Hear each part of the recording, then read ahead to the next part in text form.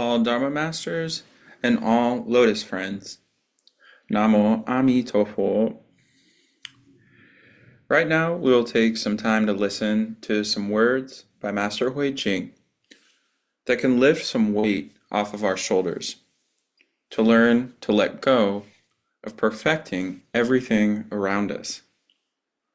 I hope you'll see this is possible once we have committed to standing on the solid ground of the Pure Land Dharma. That is why this is titled No Negotiation, No Compromise. Life is fleeting. We could depart this world at any moment. The 6 realms of rebirth spin endlessly, and there's no guarantee that we will be reborn as human again after our current life ends. Even if we are reborn as humans, there's no certainty we will encounter the Dharma again. As Master Yinguang cautioned, being reborn as a human is harder than attaining rebirth in the Pure Land at life's end. The chance of returning to the human realm is slim. Far more likely is a fall into the 3 wretched realms of animals, hungry ghosts, and hells. Just think of all the meat we've consumed in this lifetime alone. These karmic debts must be repaid. And through what means? By suffering in the 3 wretched realms. Shall we take this issue lightly? Certainly not, because the suffering involved is unbearable. This is therefore a matter of utmost importance, what we call the critical issue of samsara, the endless cycle of birth and death.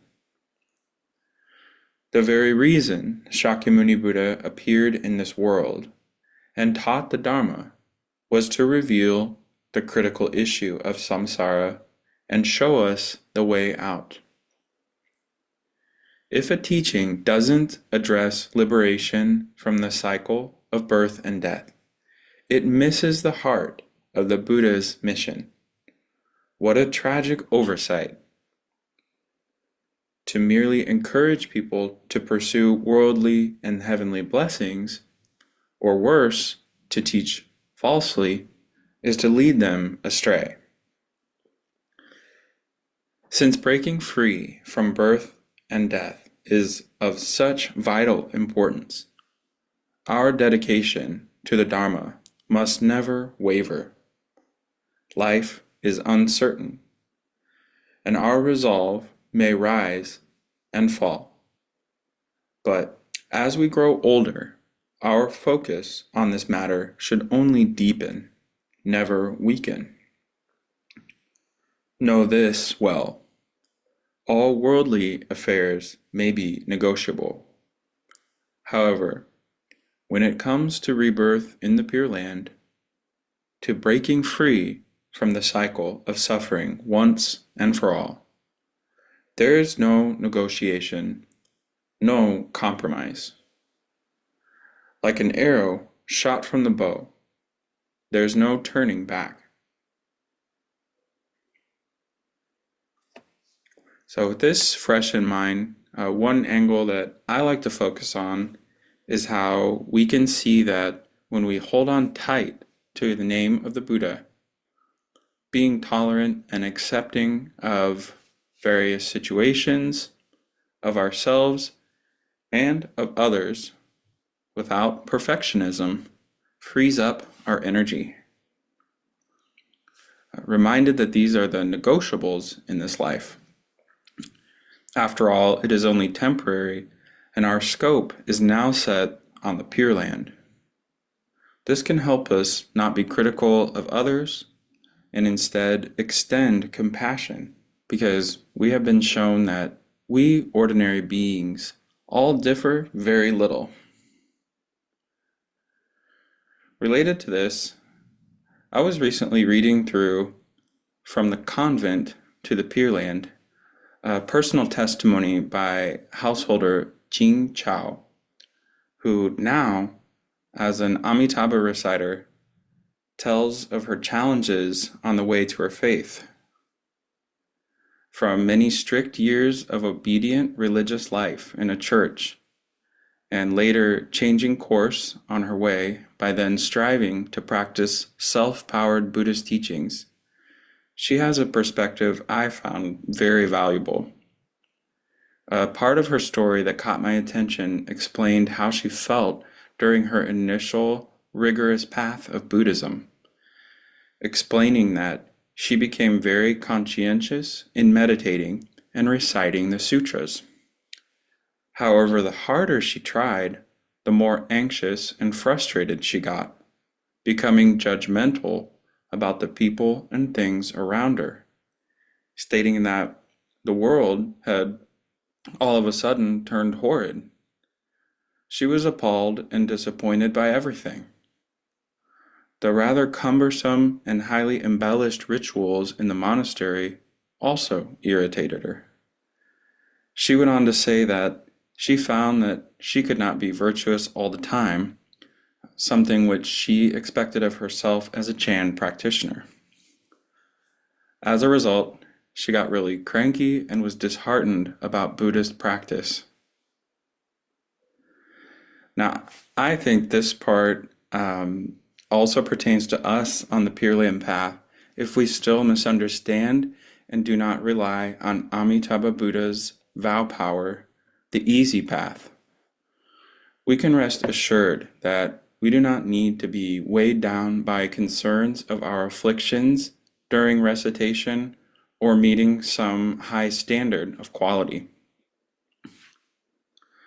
So in her story, after finally being introduced to and embracing the pristine Pure Land path, this very relatable ex-Catholic nun and ex-Chan practitioner finally felt some relief, and only her own words would be the envy of any person on a spiritual pursuit, saying, "I have developed greater tolerance and become more compassionate for other people. I now live with a sense of serenity, harmony, gratitude, and letting go. I know for sure that these changes are not due to my own efforts. They are the results of Amitabha's blessings. With every single recitation I make, Amitabha Buddha beckons. I respond and am delivered." How incredible. So I think this personal experience paired with tonight's teaching are encapsulated in what Master Shandao says.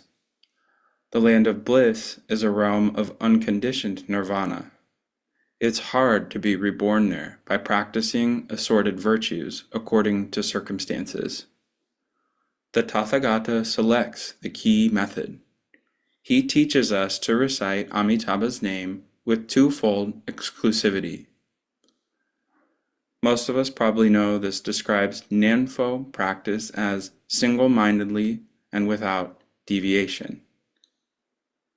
Householder Jing Pu says it this way: "It doesn't matter whether we can achieve a state of meditative concentration in our recitation. So long as we exclusively recite the name of Amitabha Buddha in a consistent and persistent manner, we will certainly be reborn in the Pure Land."